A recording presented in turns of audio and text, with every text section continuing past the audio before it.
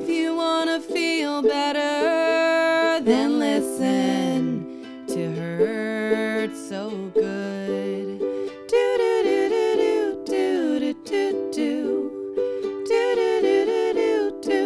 Cause when it hurts so good, you know you're doing what you should. Hey friends, we are here. We're doing love and light vibration, amplification, taking peace with each inspiration, letting go with every exhalation, grounding mind and body for elevation. All right, well then. Okay, did you like that? That was fun. We're starting off on this light, funky note because, well, besides being fun, I feel like we need to balance this out because in this episode today, we're going to be going deep. Like, so deep, I may get lost in the waters. But you can be assured I will find my way in the end. It will all make sense in the end. Life always does.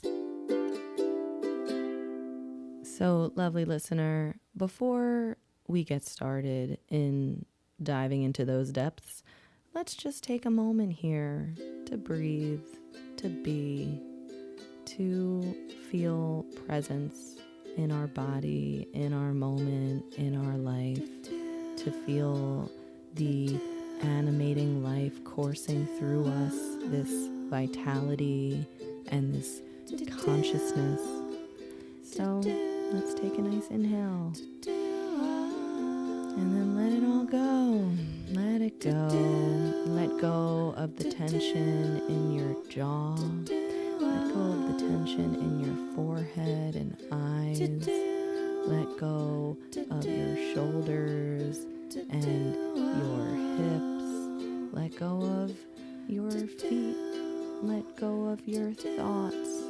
Just let it all go. It'll all be okay without you holding on tight. Frankly, it'll all be better. You're going to like it. All right? I bet you already like it. You're already doing it. Yes. So I'm doing it too. We're all doing this together. Getting lit up. Okay, my friends? So what am I going to be diving deep here into? The title of this episode is Food for Thought. Today, we talk about food and big picture here. All right? We're going to paint the scene. Now, originally, I intended to take this episode to talk about my experience on Yom Kippur, which was a couple of weeks ago at this point. Yom Kippur is the second Jewish high holy holiday that always follows Rosh Hashanah 10 days later. Mainly on Yom Kippur, that is the day where we fast. We go without eating, some people without drinking. And my intention was just to talk about the benefits of fasting and why that's why I do it. You know, it's like I jump on that bandwagon because it's kind of hard to fast, but everyone's doing it together. And for one day a year, I give my digestive system a break. And it's also a good opportunity to reflect on eating and our relationship with food. And beyond that, when I was at temple with my dad and experiencing this whole religious ceremony and reading this book and old prayers and having these reflections on religion versus spirituality, and there was a whole series of observations and reflections, and I wanted to share all that with you, and I think I was going to have to wait for episode 9 because we got too much to cover here and we got to stay on target. All right. I'm trying to do better by you. We're staying focused. All right.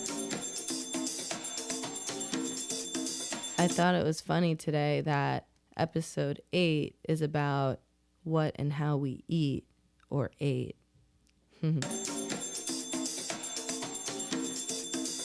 Okay. So here's what happened. Universe kept throwing things at me that pertained to this episode and the things that I feel compelled to communicate to you about. Okay? So this is not coming from me, all right? This is universe. And if you're like, Dr. Mac, why are you being so defensive? Well, my friend, I'm going to be talking about some stuff today that is totally controversial. Like, there's all sorts of industries that are not going to like what I have to say here. And, I don't really care about the industries. I care about the people. And there's a whole lot of people that won't like what I'm about to say here. So I can't imagine they're the ones listening because you're my peeps. And I think we kind of think the same way. That's why you like listening to my thoughts. And I would love to listen to your thoughts. So if you have anything that you would like to share, you can feel free to email me at connect@drmike'sgotyourback.com or go to the website and there's a contact form there. So anyway, am I beating around a bush? Are you feeling like, Dr. Mac, what are you talking about? Stop dancing around the subject. And I'm like, you know how I love to dance. Okay, enough fun and games. Today I'm going to be talking about the GLP-1 weight loss drugs. Okay, I said it. And more than that, certainly, the mind-body experience behind being overweight, losing weight, eating, the whole eating psychology and our relationship with food and with ourselves. A tall order, but don't you worry. I've been chewing on this for weeks at this point, all right? This has been the longest to produce episode I have done so far. I have been intentionally not rushing it because every experience that I have had is adding to my processing and understanding of what's going on here. I said, hey, what's going on? Oh yeah, I'm gonna talk about what's going on, okay? This is bonkers, crazy madness, and we don't need to be a part of it. No, I'm not gonna be a part of it, and stand with me, okay? Or sit with me, or stretch with me, dance with me, but let's do this together. So how did I get here? How did I go from wanting to talk about Yom Kippur and fasting to GLP-1 drugs? I mean, that's a jump. But as universe would have it, last week I was randomly perusing podcasts. I don't normally listen to a bunch, but I just was feeling like I want to listen to something. And a title caught my eye, and it was about how GLP-1 drugs, these weight loss drugs, are affecting relationships. And I was like, all right, let me see. And it was an interview with this one couple. They were really zeroing in on their experience of how the wife, the lady, she had dealt with obesity and being overweight for most of her life. And, he loved her. He loved her in every form she was in. He was very attracted to her, but she never felt comfortable in her body. And she eventually went on these GLP-1 drugs, lost a bunch of weight, and it really changed their relationship. Because really, it changed her relationship with herself. She was relating to herself differently, and it's a lot to process. And, relationships are tough, and that's why I've always thought we must know ourselves and love ourselves before we try mixing it up with another person. But that's a whole other whirlpool of thought, where they were no longer being intimate with each other, and she was no longer wanting to engage in the activities they used to do together, mainly drinking and staying out late with friends. Side note, apparently GLP-1 drugs make you not want to drink as much alcohol, which, great. We'll give it a plus there. And it could be very helpful to get people started in their health journey if they feel like they're so deep in the hole. So I'm going to be getting all into those nuances. But in this episode, they were talking a lot about the concept of food noise. And the way that she was describing food noise, which was this very frequent voice in the head desiring the ice cream and the cakes and overeating whatever maybe she was fixating on. Hearing her perspective, I was like, I totally get that because I have experienced that much in my life, and many, many millions of people have. And food noise, I think, is just a label that medicine and media has given the problem so that it sounds nice and clean and like a a symptom we can be detached from and a problem that they can give a drug for, so it makes the problem go away. She started taking the drug and no more food noise. She felt free. She felt like she can finally live her life and not have this constant torturing voice in her head of eat more, eat more. Now, I'm telling you, I know this voice. I have this voice in my head. She doesn't speak much anymore, but she can rear her head up sometimes, but I see what it is. It is just another instance of the mind running rampant, of us being checked out of our conscious present moment reality and completely identified with our thinking. And as I've spoken a lot about in prior episodes, our thinking will very often lead us astray. The mind is an incredible tool that, when used intentionally, it can help us accomplish wonders. We can manifest our dreams with our mind at work toward our desired goals and intentions. But if left to its own devices, and especially if this mind has been developed in a society that is planting seeds of dysfunction, twisting our neural pathways to lead us to betray our bodies and our spirits, well, this is a recipe for disaster. So is the solution to food noise and overeating, which is a result of the food noise, is the solution taking a drug, or is the solution getting our minds under control? Maybe it's both. But I do think that only taking the drug and not addressing any other aspect of your life, it's a mistake. And we're all free to make our mistakes, but at least make it consciously. Know what you're doing here. So this is what we're going to be talking about. All right? This seemingly densely complex issue of food addiction, I'm going to do my best to make it so simple because I sense it is. And we're going to get personal because there's no faking it in here, in our heads. And you're basically in my head. And I want to be clear that I'm not expressing an opinion from a removed clinical objective standpoint. I'm expressing a deep knowing through lived experience because I've been there. I get it all too well.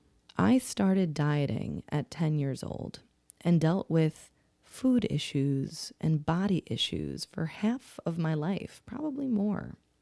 And I'm grateful and proud to get to say now that I have evolved out of those problems. Now, I'm not perfect, and I very much still falter sometimes.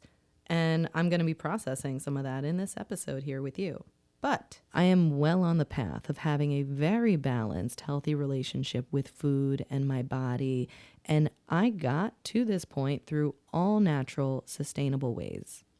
And in this episode, I'm going to talk about all of that. This is a subject that is one of the most dear to my heart because I have felt the extent of suffering it can cause. And I see so many people suffering and trapped with what plagued me for years. And I want to free them all. So let's do this. Now, maybe you've never had a weight issue or any issues with food for your whole life. Maybe food noise means nothing to you. And if that's the case, lucky for you escaping that dark hole that many people get sucked into. And also, side note, if there is anything else that you do compulsively, like smoking, vaping, or endless scrolling, anything that feels like you can't get under control, well, a lot of these principles, they're going to apply for everything. It all has the same central issue. But I can definitely assure you, you know people, a lot of people who are deeply affected by this. And you may not know that they are because they don't like to talk about it. Because this issue has a lot of shame associated with it, and people don't like to talk about the things they feel ashamed about. And that's why I didn't talk about this for a long time. But thankfully, I'm not ashamed anymore. I feel free. And again, I want to help free anyone that wants to be free. And we all want to be free. So maybe share this with someone who you think needs to hear it. I know it's a sensitive issue, but we are here to help and support each other.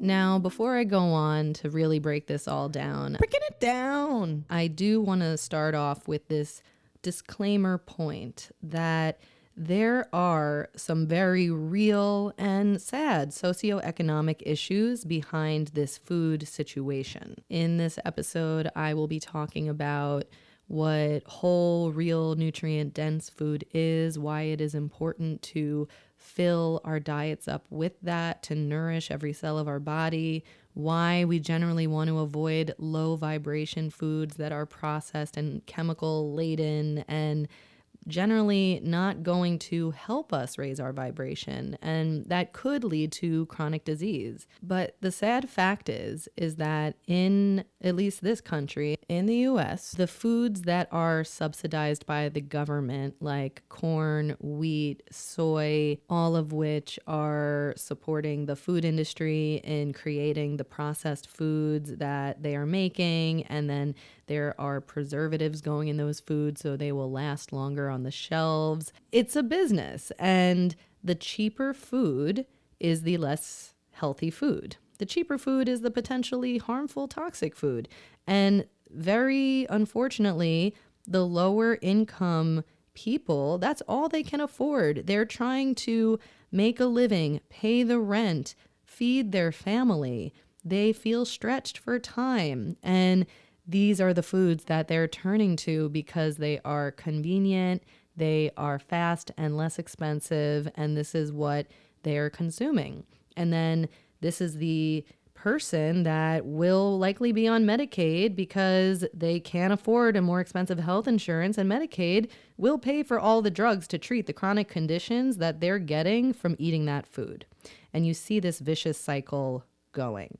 So this is a particular slice of the population, and I still affirm that even those people can make choices that will lead toward a better outcome, like drinking water instead of soda, simple things. With that, I also know there are plenty of people making a whole lot of money out there, living the luxury life, and they are making unhealthy food choices.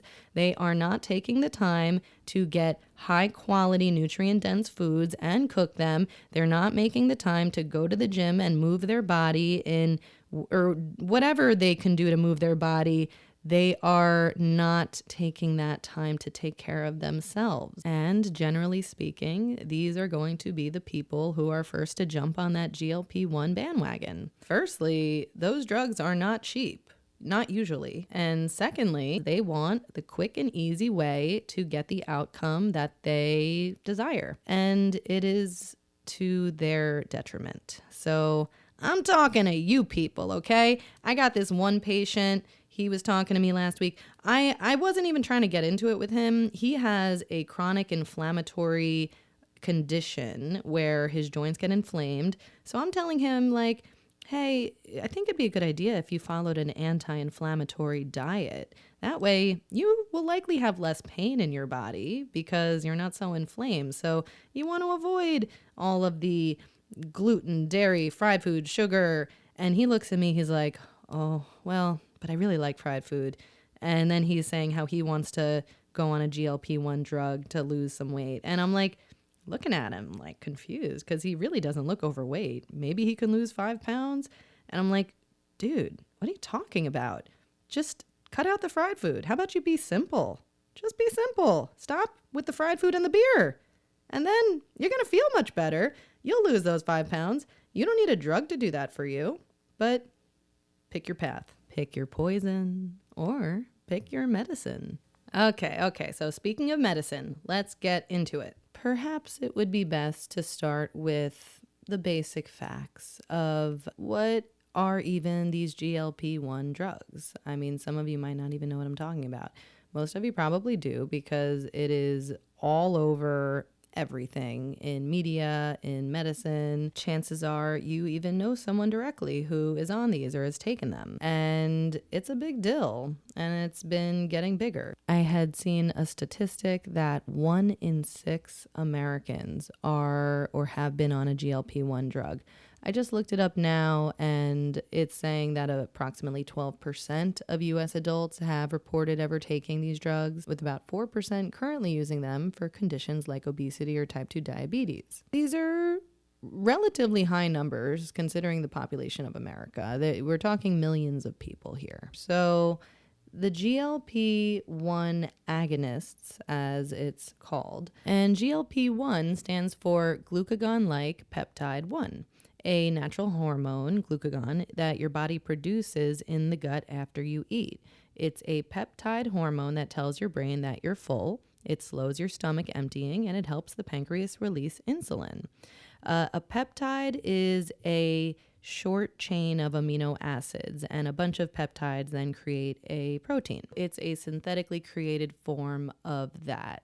The big brand name people know is Ozempic, but there is also Wegovy and Mounjaro and Zepbound and Saxenda. These were drugs that were designed for type 2 diabetes to help people with their insulin resistance, and they developed them like 30 years ago, and in recent years they found that helps people lose weight because it makes them nauseous and not want to eat.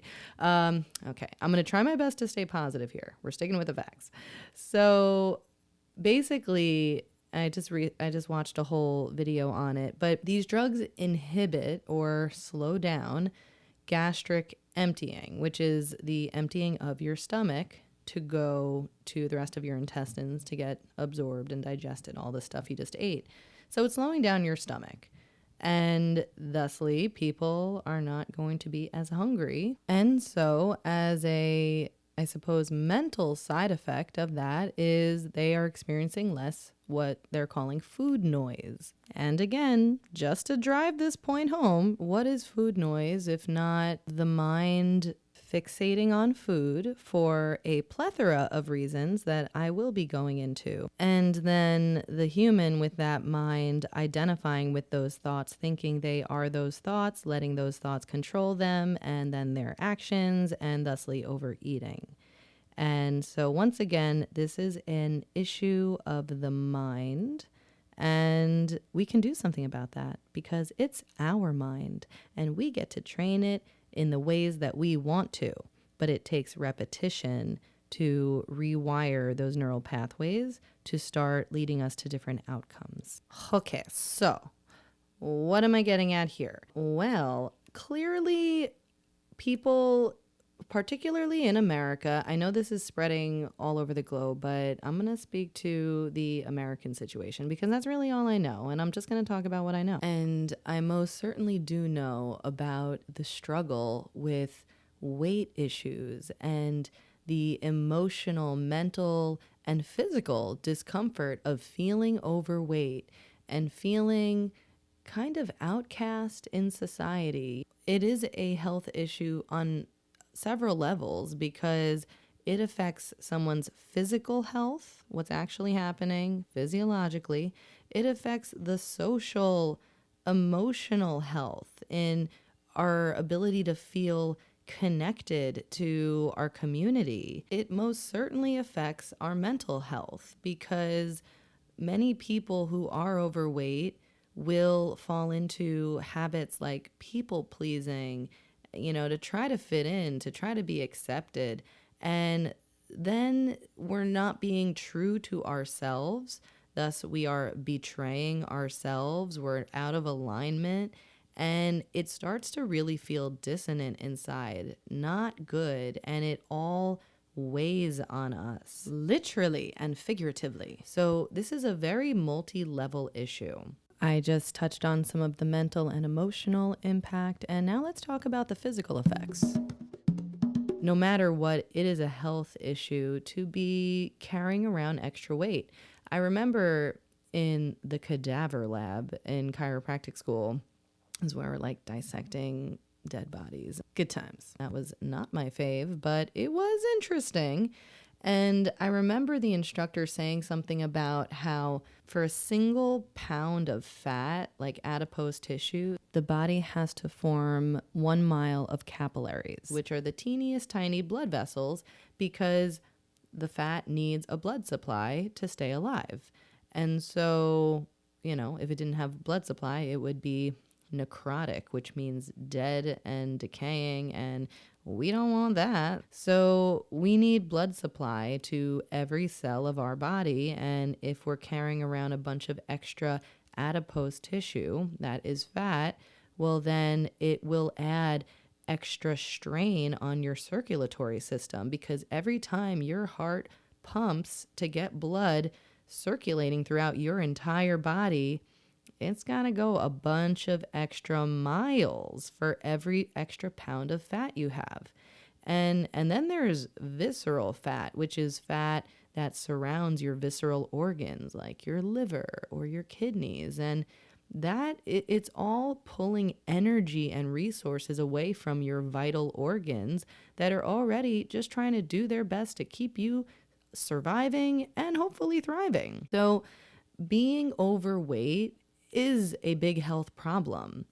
And so these GLP-1 drugs are being really celebrated and touted for helping people lose weight. Thus, they're saying it has all of these positive side effects. However, I read that and I see, well, these are positive side effects of people losing the weight. So it's not the positive side effect really of the drug, it's the effect of the weight loss. And could that weight loss happen through other means? Well, of course it could. Now, here's the thing. I completely empathize with the person that is so frustrated that they're trying to eat well and they're trying to exercise and they are so overweight that it just feels like climbing a mountain they can't possibly surmount. And so it's okay to take a drug to help you get started. If you feel so deep in the hole that you need an extra boost to get out, well, then take your boost. If you have a broken leg, you use crutches to help you get walking again. But nobody should be using crutches for the rest of their lives.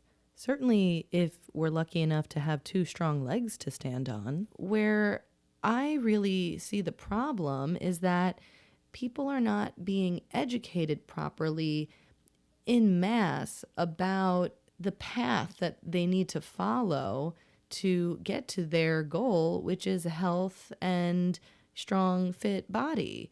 And a lot of people are being told that they need to stay on this drug for the rest of their lives. Seems like a good business model. Get a customer for life. And they're not being given diet and lifestyle advice, changes to make to support themselves while they're in this weight loss process. So they're just relying on the drug to make the person less hungry, so they're going to eat less and they're in calorie deficit, so they'll lose weight.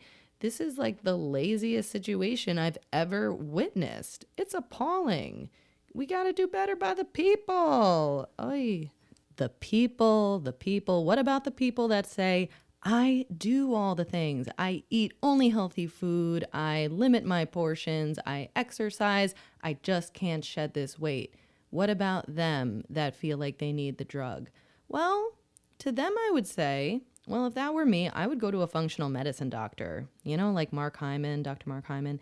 I would get a very extensive panel of blood testing, hair analysis, urinalysis, stool sample. See what might be imbalanced. You might have a thyroid issue. You might have a hormone issue. There could be an adrenal problem, making too much cortisol. It's hard to lose weight if you have elevated cortisol. You might have an emotional blockage and need to do some deeper work in that realm. There's always a reason why the body can't achieve balance. So if you're having trouble, well, then get the help that you need. And I hope to be a person that can give that help one day. I'm working on it. So we're going to list the pros and the cons of these drugs. Now, I looked this up. I will admit I had AI help me, but they pulled from all of these different studies from the internet. So, as it's saying, these are evidence-based pros. Large randomized trials and meta-analyses show clear benefits for substantial weight loss, often 10 to 20% body weight in trials with higher dose of these drugs.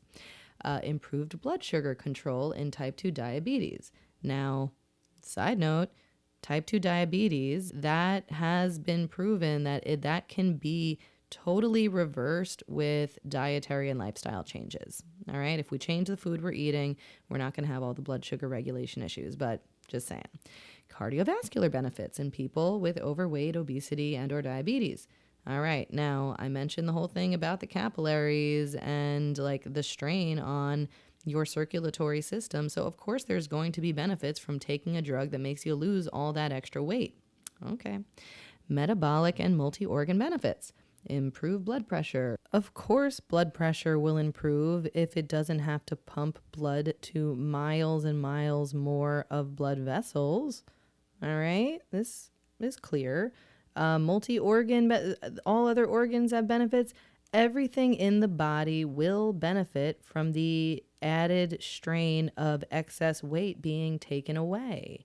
It's just less stress on the body. So there will be many benefits that can be seen as a side effect of taking this drug, but those benefits would be seen for any studies on weight loss as well. All of these things I'm reading is just the benefits of losing a bunch of weight and taking that stress off the body. Okay, but the final pro that I will add and give to this, and this was something that came out of a conversation I had with my chiropractor, Dr. Scott, who is very holistic.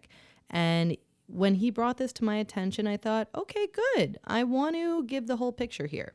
So apparently when they are using the GLP-1 drugs in a microdose form, there are benefits to the bodily function, almost as if you're taking a supplement where you're not going to have this big drastic weight loss, but you'll have improved function of various organs. Now, I haven't found all of this research, but these are things that they're looking at, and I thought it was worth mentioning. Now, for the cons, the risks, and again, evidence-based. Very common GI, gastrointestinal adverse effects like nausea, vomiting, diarrhea, constipation, reduced appetite. These are the most common reasons for stopping treatment. Fair enough. There is an increased risk of gallbladder and biliary disease and cholelithiasis. Say that 5 times fast. Cholelithiasis in multiple studies and meta-analyses. We got studies and meta-analyses to better understand the fallacies. There are some safety signals to watch. There are FDA warnings and animal findings for thyroid C-cell tumors. That is from rodent data. Human relevance is unclear, but personal family history of medullary thyroid carcinoma is a contraindication. Okay, so there's just a lot that's unclear because there are no long-term studies yet because it's all new. Pancreatitis, that is inflammation of the pancreas, painful, no bueno. Observational and trial data are mixed. Some meta-analyses show little or no clear increase in absolute pancreatitis risk, but labels still warn and clinicians monitor for severe abdominal pain. There have been case studies of it happening. I have also seen, and Dr. Mark Hyman, he posted studies showing that there were thousands of emergency room visits, and this was specifically for Ozempic. For gastroparesis, that is paralysis of the stomach, it basically stops working and moving. Now, this drug, it's meant to inhibit your gastric emptying, and so maybe for some people, it goes too far until the stomach is actually paralyzed and it's not emptying at all, and that is a big problem. Weight regain after stopping the drug. Randomized trial follow-up shows substantial regain, often 2/3 or most lost weight returns within 1 year after discontinuation. This implies many patients will need long-term therapy or other sustained interventions to keep weight off.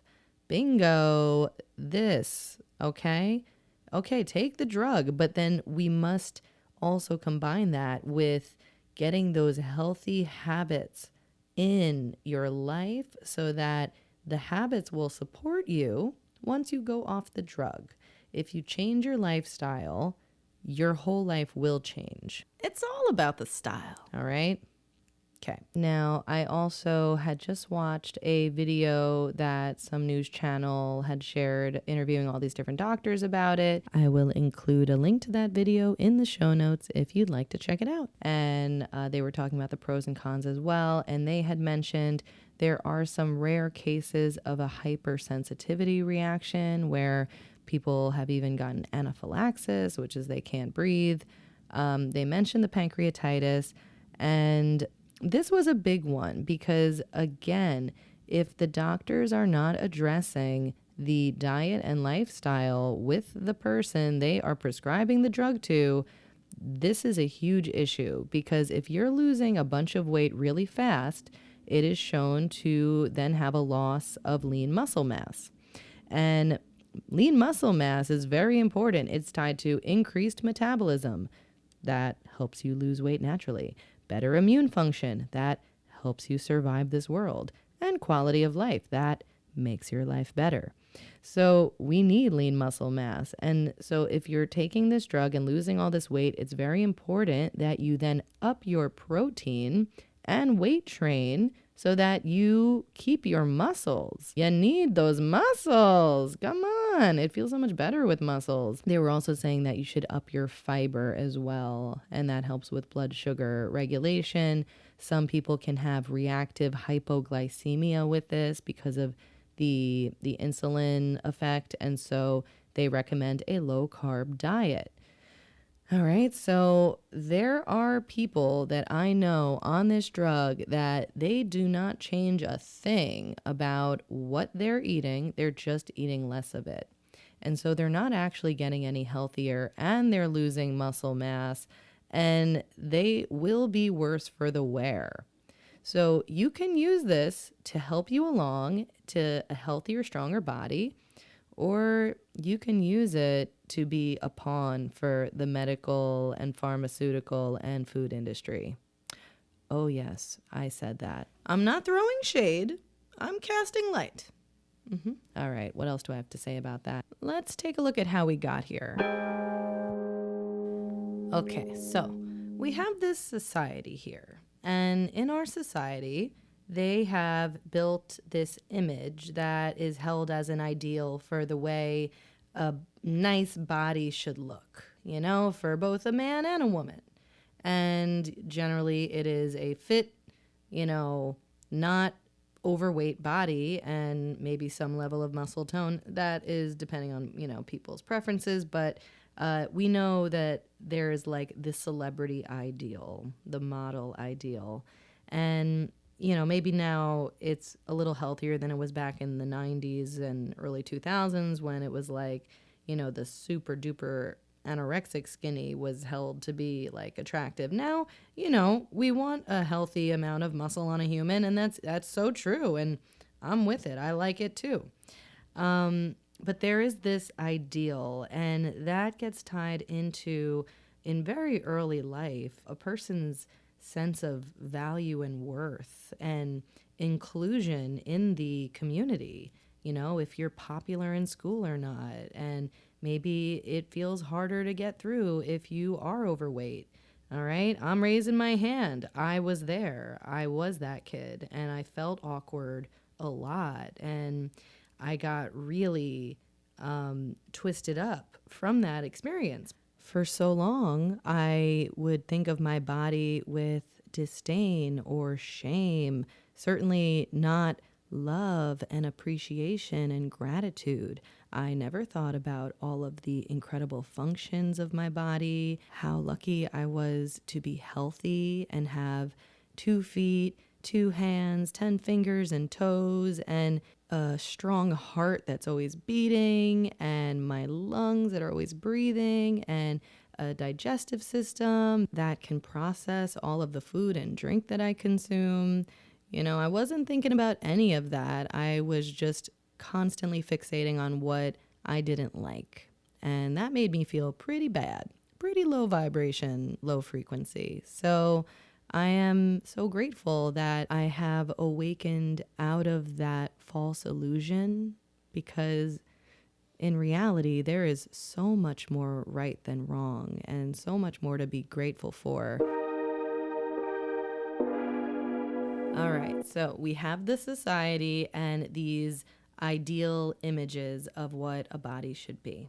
Okay, then we have the food industry, and the food industry at this point is designed to make profits, and the general picture of it is processed, chemical laden food that is nutrient empty, calorie and sugar and chemical rich, and creating a population with chronic diseases that, I'm telling you, they're mainly from the overeating of this food supply. The hydrogenated vegetable oils, the fried foods, the sugar on sugar on sugar, and the excess of it all. And the fact that there are literal scientists in labs designed, they're called flavor scientists, and they are meant to create these flavor additives that will make the food what they call hyper palatable. Palatable means it tastes good to eat. Hyper palatable means it is like crack and you just can't get enough. You know, once you pop, the fun don't stop until it's a nightmare and you ate the whole thing and you feel terrible, whether physically or mentally. And, you know, maybe when you're a kid, it's not such a problem and you don't have to think about it so much because you have that fast metabolism and you burn all that junk food up. And, you know, human bodies are incredibly resilient. And when we're young, like, it'll still work. It'll work. But as the body gets older, it's less forgiving. And at that point, if you're not giving it the nutrients that it needs, and if you're not, you know, clearing it out, making it more pure, not as opposed to adding in more toxicity that is going to be slowing everything down, because then your body has to be constantly detoxing stuff, as opposed to all of the building, repairing, regenerating, strengthening processes. You know, like it's all energy, and how much energy do you want to give a certain process in your body? So that's all going on with the food industry. And, you know, the government subsidizes the corn, wheat, soy, these cash crops. Do they still call it that? But, you know, these GMO, genetically modified crops that they can grow abundantly and without getting eaten up by all of the pests, because they are able to heavily spray it with pesticide, because the GMOs seeds are designed to resist being killed by the pesticide. So it kills the bugs, but not the plant. And, you know, we'll see what it does in the human in the long, long run, because this is all in the past, like, I don't know, 50 to 100 years. Our genetics can get modified as well still. So, all right, food industry. The unhealthy food is cheaper, more affordable, and the healthy nutrient abundant food is much more expensive. And as prices for everything go up, it only gets more expensive. I went to my local farmer's market today and I spent a lot of money. I spent a lot of money on food in general this weekend. I did a few different food shops, and I invest in my food because that is my high quality fuel that helps me feed my high quality life. And I feel very differently, you know, especially even like the organic stuff I got at Trader Joe's. Okay, there was that. And then today I went to the farmer's market and I got all of this locally grown organic stuff, whether it be the produce or the beef bone broth or the ground turkey and the chicken thighs I got from this lady. And it just all tastes and feels so different. And it has the positive vibration of my encounter with the person who sold it to me. Like, it's so much more nourishing on different levels. And I'm telling you, the chicken totally tastes better. Like, compare the grocery store chicken, it almost feels rubbery compared to the chicken that I was feeling from the package I got from this lady. I even made the joke today. There's a lot of gross in the grocery store. Not throwing shade on the grocery stores, all right? I'm grateful that we have such an abundance and convenience of getting food. And I understand that some people don't have the privilege of the access to the healthier food. And for that, it is a shame. And for that, they could still, with their positive high vibration, imbue whatever food they do eat with better nourishing vibrations. But let's get everyone access to high quality food also, right? Come on. All right, so we got a shiesty food industry, an idealistic image of the human body that's good for movies and magazines and whatnot. And then we also have this sedentary culture being cultivated with, TV watching and phone and computer overuse and just staying inside on technology, video games, all that stuff that especially the kids love. So it's really easy for kids to get sucked into this lifestyle where they're eating the junk food, they're over consuming the media and very sedentary, unless they're, in sports and such, which I wasn't a sporty kid. So I was sitting on the couch and eating the mac and cheese. And side note, I recently heard that they are doing research to try to figure out a GLP-1 drug that they could market for children. And no, like kids in early life, this is the time to start laying in the lifestyle and the practices and the thoughts about taking care of our bodies in healthy, sustainable ways, not to start them really early on becoming reliant on drugs for everything. And that brings me to our last piece, which is our pharmaceutical industry, which has also cultivated this culture of have a symptom, take this drug, cover up the symptom. So whatever was bothering you can go away. And maybe eventually that drug will lead to you having to take another drug and then another and then another. But it's just like accepted as what people do. Like that's just okay. That's what it is to be human and get older. And that is nonsense. Mishigas, if you will. All right. We covered that in episode 5, I believe. Mishigas, please revisit if you need to. It's nonsense. So these are 4 really big components in a recipe for mind-body disaster. All right. We got the ideal image. We got the food industry. We got the sedentary culture. And we got pharma that is going to fix all our problems and basically say, well, at this point, we got this drug to help you not be overweight so that you can have that ideal image. And you see this vicious cycle. And that cycle, it's almost like a vortex. Just let us open our eyes to it so we can see it. Because if you can really see it, well, then maybe you don't get sucked into that vortex.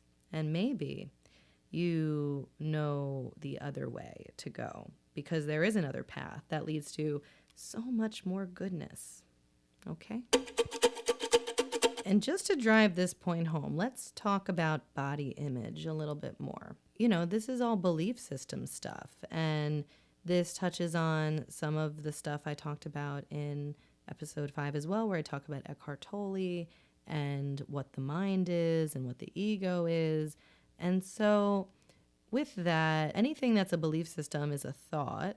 And if we can recall, we are not our thoughts. But to get to the point of being able to live that reality, it is an evolution. And we are talking about the development of a human and what happens from a young age. And I think that idea might be over a lot of kids' heads, unless their parents are really instilling it in them, which I do have hope for this young generation that they will keep doing better by the children. That's what I'm putting out there. But from what I experienced, the culture teaches people from a young age to not have gratitude for their body, their heart, their lungs, their brain. Society says if you don't look a certain way, you are less than, undesirable. And that is just brainwashing nonsense. Honestly, it's like brain smearing, all right? It's not washing denotes something good, but this is just mucking up the works here, all right? Like there was something really good there and then they funked it up. But that's okay because no mud, no lotus, and we have to go through this for our development. I'm just painting the picture that in our society, that is one of the first deep layers of people disconnecting from who and what they are, which is magical magnificence, no matter what size or shape. Like it is incredible to be in this human body, this human form, billions of cells working in perfect synchrony, and all for, just you being able to have this existence here on this planet in this time as a consciousness. Yes, millions of years of evolution in the making. That is what we are. But we forget what we are, and often life is a process of remembering and then stepping into the awesomeness. So we're trying to step in it today, all right, in the best way. So here's the thing. If only in the first place we felt the deep gratitude for our body and all of its functions, if we are connected to ourselves, loved ourselves deeply, we would eat and move in ways that support ourselves and would be at the healthy weight our body was designed to be. And this is what I've been experiencing because the more I have come to the reality of who I am and the more I love myself, the better I treat myself, as if I am my own precious child and I have to look after myself. At this point, I'm grown. No one else is going to do it. And I love me, so I'm going to look after me. And I want you all to feel that way about yourselves. And even if you have other people you have to look after, well, all the more important that you look after yourself. Because as they say, not even you cannot pour from an empty cup, but you shouldn't be pouring so that your cup is in any deficiency. You should have your cup so full that you're giving people from the overflow, spilling out on the saucer. All right? That is the level we want to get to of taking care of ourselves. And it really is as simple as loving and appreciating ourselves. Everything else follows because we won't want to abuse ourselves with the toxic food and lifestyle society is trying to feed us. Now, it also may be the case that you completely love yourself and your body, but maybe you're just not informed. So let me tell you something. The food industry is designed to make money. So in my eyes, the food that is processed or packaged is pretty sus. Like I'm at least going to look at the ingredients and see what's in that. And we're going to be coming back to that phrase in a bit because I will be sharing one of my songs with you today, and it's called What's in That? Yes, get excited. Now, I want to emphasize that I am not demonizing the processed packaged food because if we think it's bad, that actually makes it even more bad. And in the big picture reality, if we get our frequency so high, it won't matter what you eat or drink because you'll be taking in pure love and light and good vibration. Because you probably can just change the vibration with your powerful vibration. Dr. David Hawkins talks about the science of this in his works and letting go. So if you want to understand that more, definitely read Letting Go. Dr. David Hawkins, he's the man. A note of clarification. When I talked to Dr. Scott, my chiropractor, about this topic in Dr. Hawkins' book, I was confused. I'm like, how do you eat whatever you want and live any kind of lifestyle and still keep a high frequency? And Dr. Scott said that, well, you have to do the high frequency things to initially help yourself get elevated enough to reach those high frequencies where it might not matter. That's what he said, and it made sense to me. So, we can experiment with this, but there's a lot of angles here. And if you have mastered your mind and body to that extent, you're good. You can live any way you like and still thrive. You will be living intuitively, and you will be the master of your reality. All right? And hit me up and let me know what you're doing. Okay. But if you're not quite there yet, if you're steadily working on elevating your frequency and evolving into your most powerful human self, well then, let's take note. Every substance of matter in this physical reality has a frequency. Some high, some low, some neutral, mid-level. So if I want to elevate my vibration, it would make sense to consume high vibration food, drink, media, environments, and steer clear of the low ones that might make it more challenging for me. For instance, just imagine a bowl full of organically grown lettuces, cucumber, broccoli sprouts with roasted butternut squash, cauliflower, carrots, onions, wild mushrooms, with pasture-raised ground turkeys sautéed with scallions and fresh dill, topped with some organic pre- and probiotic-rich sauerkraut. That was my dinner last night. Then imagine a bowl full of Kraft macaroni and cheese from a box. May have been on the shelf for some years. Yes, there's some enriched wheat flour. They add lab-created B vitamins and iron to jazz it up. And that cheese sauce, some whey and milk powder. Okay, so there's some protein, canola oil, not a healthy product. There are chemical residues from processing. It's a trans fat.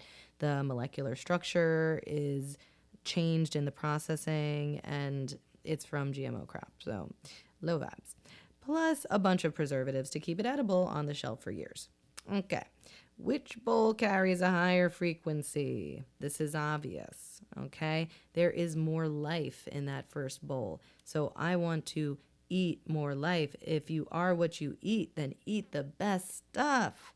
Yes, all of that is going to become what you are. All right. Well, this is the point in our story where I think it's appropriate for me to share my song, What's in That. I've teased it enough, and, I feel like we know each other well enough at this point. I can share my songs with you, and I hope you like it. I hope it's catchy for you, and best case scenario is you get it in your head and you start to consider more the food that you are putting in your precious body. Okay, so a couple of disclaimers. There is a line where I mention beware of rice and dairy. And maybe you'll wonder, what's wrong with rice and dairy? Well, the real whole foods are not bad, but rice, for instance, when mass produced, it can be very high in arsenic. So you can research that. So just get it from good sources, organic. There's different varieties that might be healthier than others. Honestly, it was just a better lyric for the song. So don't worry so much about it. As for dairy, if it's organic, then great. If you're not lactose intolerant or have a tendency for food sensitivity, because casein can be an inflammatory protein for some people. But inorganic dairy, I would look out because, we're going to be dealing with hormones, additives. The vibration of a chill, pasture-raised, grass-fed cow is going to be higher than the vibration of a sad, stressed-out factory farm imprisoned animal. And it's a sad reality, and I really feel for those cows, and I'd rather not drink the milk from them. All right? Get dairy from happy cows, or goats or sheep or wherever you're getting your dairy from. Point being, consider where and how the energy in which the food you're consuming was created. It all matters, every step in the process. Okay, time for the song. I hope you enjoy. Oh, when I'm walking down the street, smelling that cart selling $5 meat, I wonder what's under all that spice, making that price so nice and low. Do I really want to know what's in that? How do you pronounce or repeat that? Why don't you announce it if you'll stand by what you sell? Will it make me sick? Will it make me well? What's in that? There's more than calories and fat. I wouldn't feed it to my cat. So eat from the earth. It might be more pricey, but that's what you're worth. So when you're walking down the street looking for some tasty food to eat, remember to ask questions about what you put in your mouth, like where'd it grow? 'Cause you really ought to know what's in that. How do you pronounce or repeat that? Why don't you announce it if you'll stand by what you sell? Will it make me sick? Will it make me well? What's in that? It's more than calories and fat. I wouldn't feed it to my cat. So eat from the earth. It might be more pricey, but that's what you're worth. Cause if you are what you eat, then why be easy or cheap? So pull the wool from your eyes and don't be a sheep. It's bad what the food industry's done to our old and our young. All these diseases have sprung up. What up? It's like we're under chemical attack, and the way it's getting in you is inside of your snack. How could this be? It's not a mystery. Why we're so much sicker now than all of history? It's right in front of your eyes. If you learn to read between ingredient lines, here are some of the signs.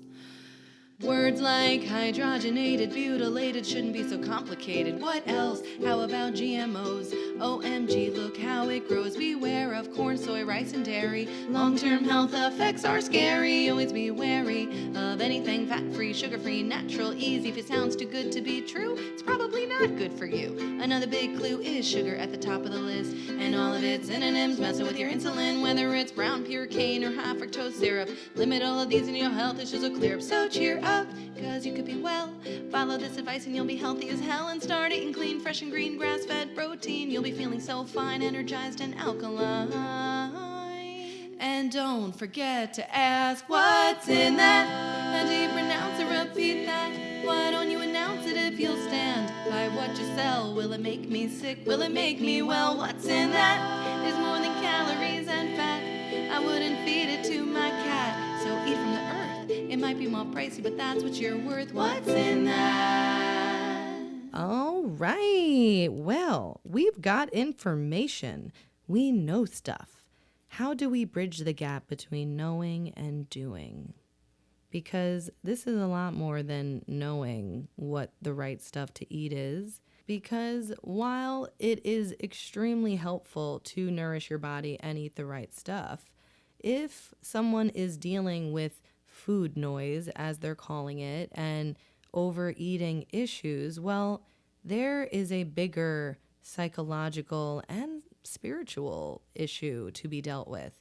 And I'm going to say it firsthand from experience. I'm here to be vulnerable. I'm here to heal and help. So, as someone who has dealt with these issues throughout my life, and, I can still get triggered. So I have to be careful. And I still make mistakes sometimes. And even during the process of recording this episode, I did get triggered and I had a whole experience. And looking back, it kind of felt like I was supposed to, so that I could help process the thoughts and actions and feelings and then explain them here. So sure, that's me taking a positive interpretation on something that I could have gotten very down on, and in the past I would have, but I didn't do that this time.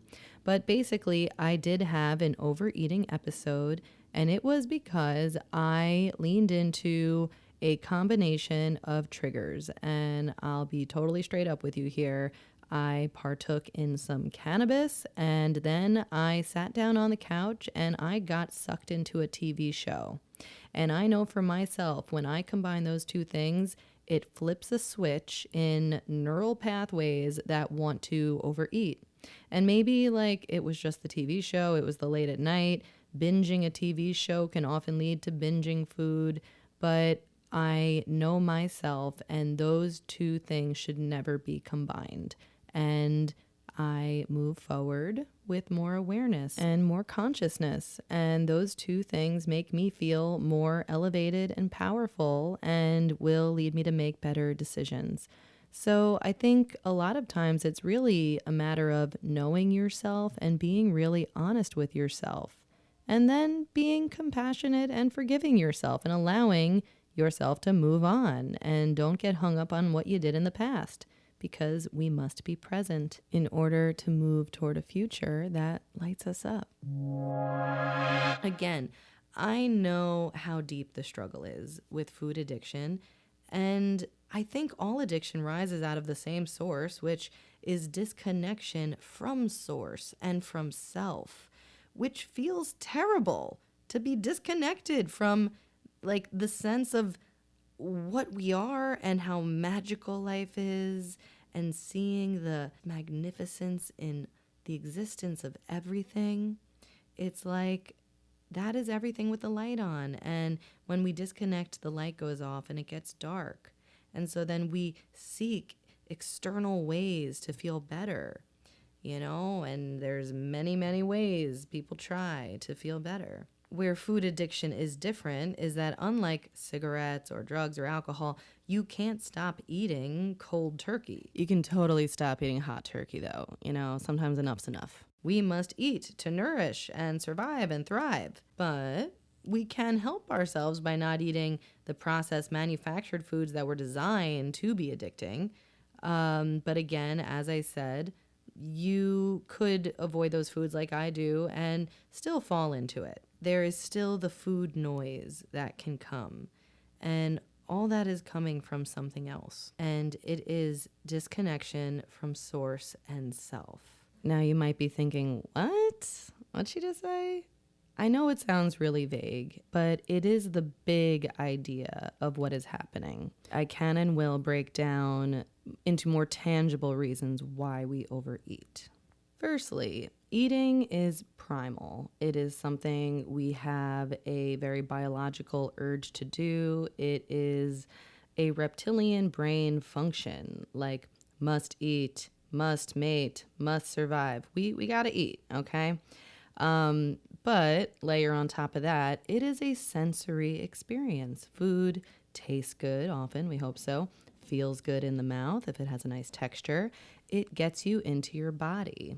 All the time I'm saying, hey, drop into your body, be in your meat suit. So eating helps us do that. And we learn from a very young age, like this is one of the times where we can be a human animal and be in our body. We don't have to be all complex up in our heads doing modern human things. We get to just be a human animal. And that feels really like a relief. So eating does have that function for people. It gives them, you, me, permission to relax, to stop, to just be. It's like, no, I can't work. I'm on my lunch break. I can't fix that. I have to sit here and eat dinner. So it kind of becomes the excuse for us to not have to do the things that we maybe need to do or society is telling us to do. So can we give ourselves permission to do that, the relax and be a human animal thing, whenever we need to? Wouldn't that be nice? Like, I can't do that right now. I am meditating. I am doing yoga. I am having my personal mind-body health moment. Whatever way you would like to frame it, but we get to do that for ourselves. We get to choose peace whenever we really feel like we need it. Back to eating though, because we still gotta eat. And as I said, it's a pleasurable sensory experience. It feels like a nice decompression time. So the way in which we eat is important. This is why it is recommended to eat mindfully and not distract while you're eating with TV or phone or any other kind of activity, so that you don't miss that experience and want to then keep eating to get the enjoyment that you missed by not being present. If you really stayed in every moment you were chewing and swallowing, super tuned into it, you will absolutely get tired of it. You'll want to get on to other things. Trust me, try it. Okay? But in summary, we eat to connect to ourselves. Because the rest of the time, maybe we feel disconnected. Maybe we're pleasing other people, society. So maybe if we were always working on connecting to ourselves, which is connecting to source, the problem would just go away. Now, with that, if we start practicing this and feel ourselves making progress down this personal growth journey and it feels delightful, well, listen, if you fall back into obsession or food noise, that is not a time to beat yourself up because that will have the counter effect that you'll actually want. Remember that it's a symptom and symptoms are our friends. They are our indications that we are dropping in frequency into lower levels of consciousness. So if we get back into the food noise, that is the time to take a deep breath, to come back to yourself, to drop into your body, maybe do some chakra meditation or toothbrush meditation, whatever practice helps you connect to yourself. Maybe you need some social connection, and hang out with your circle of friends that makes you feel loved and connected. Whatever feels nourishing and fills up your cup, that is the time to do it especially. Okay? You got to get connected. If you make sure you're connected, the writing's on the wall. But if your mind's neglected, stumble you might fall. What a brilliant piece of songwriting. That was connected by Stereo MCs, and look it up, listen to it. Released in 1992, that is some timeless wisdom to a sweet hip-hop beat. Okay, are we feeling connected yet? Are we feeling like we have this matter under control?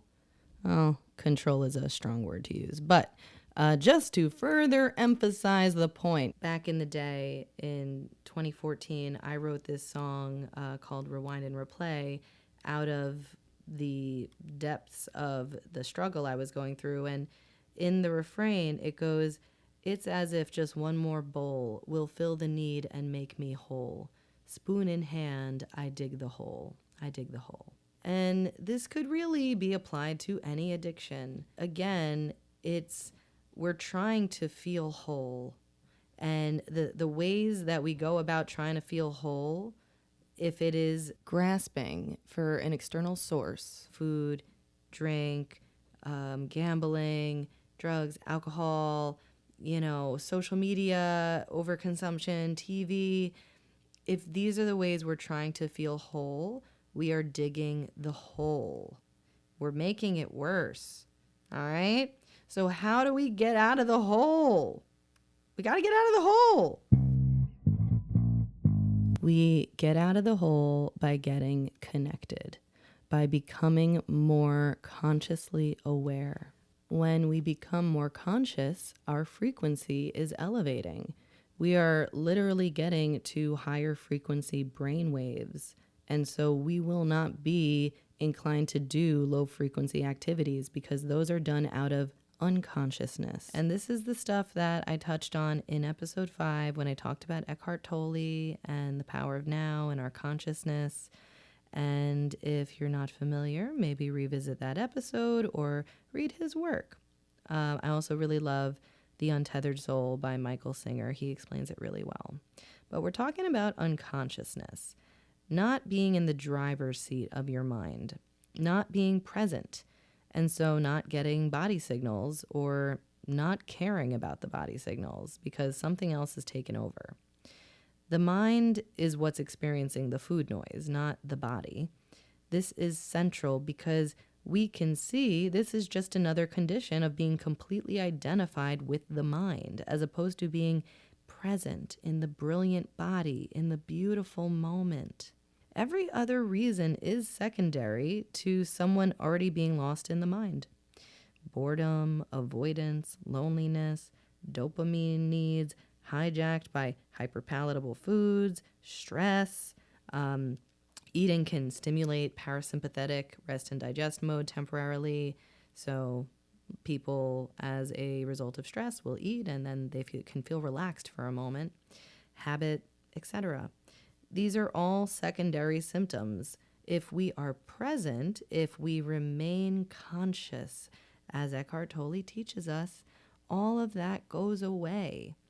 You may still hear the food noise in the mind, but you will hear it from the perspective of the watcher, the ever-present conscious awareness behind your thoughts. And if you have a true intention or goal in your heart for yourself, like get to a healthier weight, get fitter and stronger, your higher consciousness will ensure you stay on that path. Manifesting that reality will be more important than any nonsense food noise. So stay conscious, present. Now, that combined with choosing nutrient-dense, energy-abundant, high-vibration food and drink everything will keep getting easier. Staying on that best path will not be such a challenge, and over time, the food noise will get quieter and quieter until there's just silence, a quiet mind, aware and ready for whatever life brings. Of course, must mention other important variables: exercise, movement in joyful ways, sleep, social connections, sense of purpose, all the important aspects of being a thriving, healthy, happy human. It's all additive and supportive in the endeavor of getting a healthier mentality with food. It'll all make it easier. And so, as you can see, there are so many things to address before jumping to take a drug, especially one that can have harmful side effects and that they say you've got to stay on forever. No, you're too important for that to be just a statistic. 50 years from now, we can't know what they'll be saying from long-term studies of people on these drugs. But we can be assured they will still be touting the benefits of a healthy diet, exercise, positive mindset, etc. I wish we could rely on the doctors to be a proper gatekeeper to these drugs. I wish they would require their patients to first follow a whole food-based diet, an exercise program, a meditation practice. But unfortunately, in our country, and this is the US, it often comes down to the money. And this whole big picture I've painted is most certainly about making money for the pharmaceutical industry, for the food industry, for the healthcare industry, and at our expense to drain us, the population, of our dollars and life force. Oh, no, sir. No. Not me. Not you, my lovely, magnificent listener. Okay? With expanding our awareness and seeing the whole big picture, they have no power over us. Because remember, you have all the power. You can do anything you set your mind and body to. Okay? And if you're doubting that, go back and listen to, I think it was episode 3. I'm talking about the meditation mind gym and the power of our thinking. And, you know, the more you repeat these types of thoughts and ideas, and the more you repeat being in the vibration of it, the more ingrained it gets in your brain, mind, body. Fire it to wire it. We repeat the good stuff so that we don't need to try so hard in the future. It's just going to be automatic.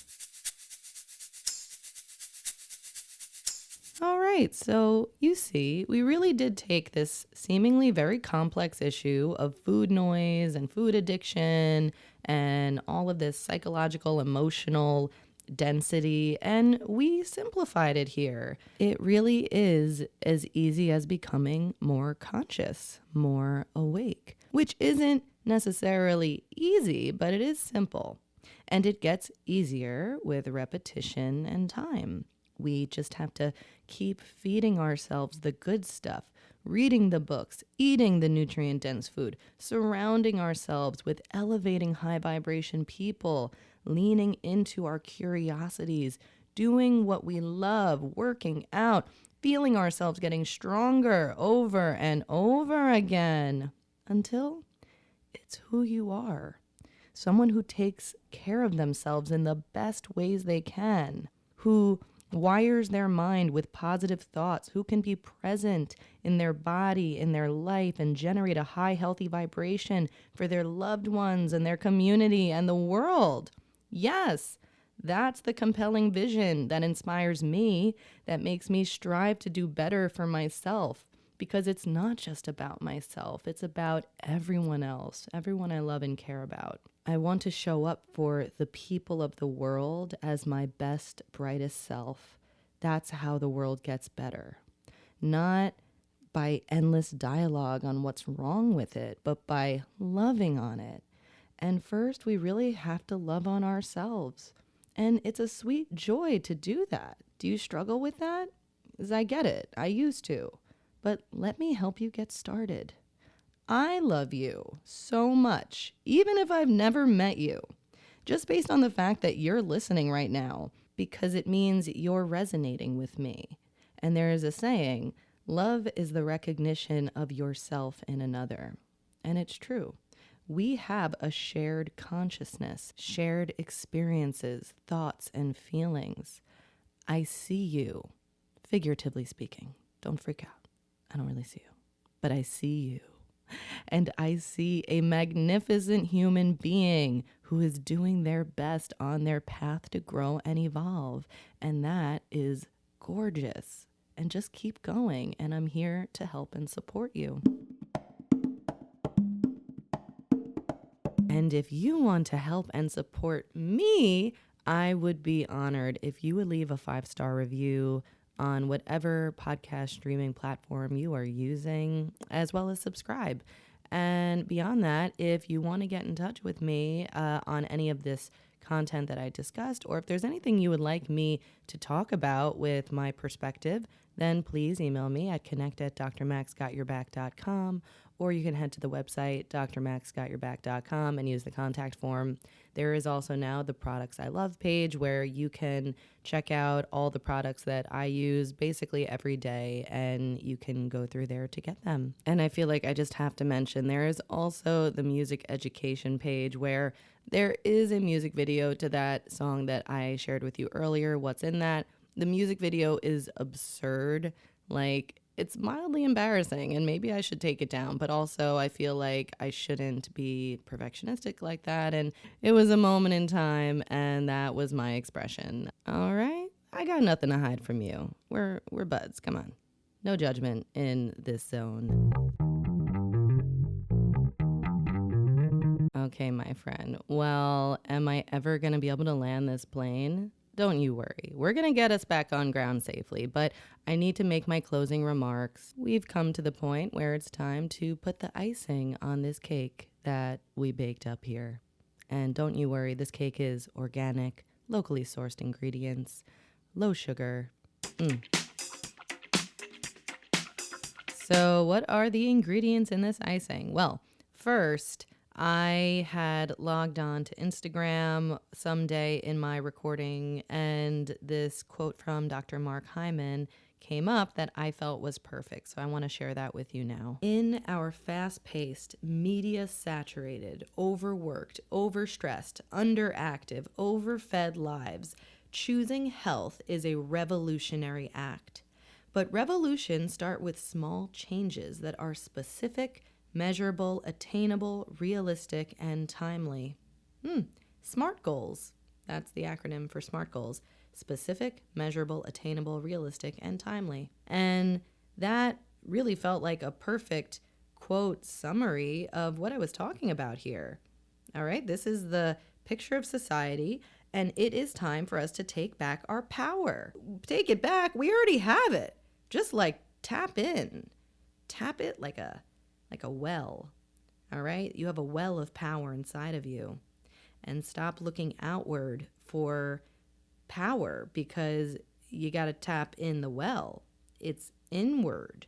Okay, furthermore, in his caption, he wrote, when you make a decision to create health, you will face many obstacles. But identifying obstacles and connecting to your motivation is key. Know and identify what the obstacles are in your life. First, you must be clear, this is him again, first you must be clear that the biggest obstacle that obstructs our path to success is our own belief that we really can't change our health that much. But that simply isn't true. Everything can change. You see what he's saying there? The biggest obstacle is your belief system in your head. It's your way of thinking. And we've established in the first 7 episodes 100% we have the power to change the way we think. That's what this is all about.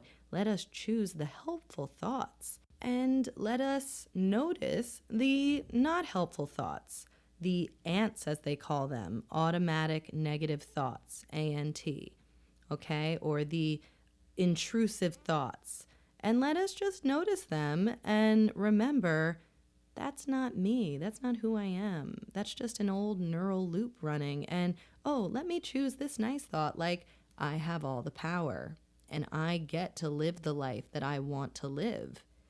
Okay? He goes on to say, and it all begins with one small step, one small choice, one small act of self-care, repeated again and again. Those small acts done consistently become the revolution that transforms your life. Absolutely. Yes. You say you want a revolution. Well, you know, we all want to change the world. We do. We want to make the world a better place, and it starts with us. We have to make ourselves a better place. So that's what we're doing here. Don't you feel better? I know I do. All right. Did I juice this fruit? Did I milk this cow? Let's see. So, for those of you who might be thinking, I just don't have the time. I'm busy. I have a family. I have a job. I don't have time to do that big food shop and do the meal prep and exercise. I don't have time. My friend, we always have time for what matters most to us. And to that, as they say, you can either make time now for your health or make time later for sickness and disease. Not to get all heavy and dark at you, okay? That's not what we're doing here. But I'm just saying that if you don't take time to feed and nourish your body properly, it's really more about getting the good stuff in. You know, I like that 80-20 rule. 80% of the time, eat healthy, feed your body, nourish. 20% of the time, if you want to go nuts and have your favorite snacks and fried foods and whatever, enjoy. That won't break you. Unless, of course, you have any chronic inflammatory digestive conditions, in which case it might break you. So don't do it. You just need to make sure you are giving your body what it needs so that it can keep repairing and keep maintaining its proper function. Otherwise, chronic diseases do happen. And that leads to things like heart disease and diabetes and all of these things I don't want to talk about, but it does happen. And so if that happens, well, then you got all these doctor's appointments and you got to be on all these medications, and all of that takes a whole lot of time. I would much, much rather spend the time on supporting my meat suit, making sure I have the healthiest, strongest body possible so that I'm going to avoid all of that. That's not happening to me, okay? And that doesn't have to happen to you. We get the choice to choose health, and then we have to invest our time and energy into it. And after doing it enough, I'm telling you, it's very pleasurable. Feels great. Now, I know I got to wrap this up, but I want to share this little bit because we're heading into Halloween time and all the candy's coming out, and I myself was confronted with a bowl of candy at work, and I want to talk you through my thought processes around it because we're going to end on a note of frequency and thought, because that's what we're always going to come back to. Remember that whole duality thing? Like, it all matters and it all doesn't matter, and we're just going to keep oscillating. So here we go. Today at work, I get there and they decked it all out for Halloween, and of course, sitting right outside of my office is this big bowl of candy. All the candies, the Reese's and the Almond Joys and the Hershey's and the Sour Patch and everything that I would have went nuts for years ago. Like, that bowl would have tormented me. That bowl would have broken me. And my initial reaction to it was like, bad. That shouldn't be here. We're a healthcare office. What are we doing? That voice went off, okay? And then all the physical therapists were crowding around the bowl and excitedly taking their candies, and they were listing off what was in there, and someone had mentioned Starburst, and I just said out of reaction, oh, I like Starburst. And then someone handed me one, and I thought, you know what? It's fine. I'll take that Starburst, because the worst thing I could do for my health was to feel negative thoughts about that bowl. Now, the candy may be a low frequency food to consume, but its existence doesn't need to make my frequency go low. Okay? I can maintain light, elevated energy, whether I have that candy or whether I don't. That is using the power of our thinking and our feeling to generate a high vibration. So I took that starburst and I had one. And I was like, you know what? I don't need to have that other one right now. Maybe I'll save it for another day when I want a little something sweet. But the key was I didn't let it have power over me. And I didn't let it make me feel bad. I didn't feel like I ingested any kind of poison, because the worst poison is the negative thought. And I didn't let my mind go there. And that's what this is all about, really. So at this point, for me and food, there are no hard rules. Is no strict diet. And I think no denying what I really want. We shouldn't deny what we really, really want, because denying self and strict rules, that's what led me into getting twisted up about food in the first place. And I'm not doing that anymore. I like to eat intuitively. All right. Intuitive eating is a whole subject, and with the main intention of nourishing myself, with the occasional intent of just wanting a little sweetness, and there's nothing wrong with that. Nothing at all. Well, back to where we started. This episode was originally going to be about me fasting on Yom Kippur, and if I really think about it, Yom Kippur this year really did make me contemplate my spirituality and the relationship with food and how those two things are connected. So, mission accomplished, Judaism. All right. I guess in my whole religion versus spirituality conversation in the next podcast, I will take this into consideration. All right. That's all I got. If you made it to the end of this episode, I give you a round of applause. I so appreciate you being here with me on this journey. This episode was a journey. It felt like a really big mountain to climb. And here I got to the top. And now I got to climb back down. I got to listen back and edit it all. But thank you for your time, for your attention, for your good intentions. And I promise the next one won't be as long. And, we're learning as we go along. This is all we can do in life. And the key to not getting overwhelmed and stuck is not overthinking and just doing it and taking it in little steps, As the saying goes, how do you eat an elephant? One bite at a time. But don't eat an elephant. No. They're so sweet. And with that, let us all take a nice, easy breath in and let it go, relaxing every muscle in your body, coming back to yourself, to your moment. Until the next time, lovely listener, love and light always.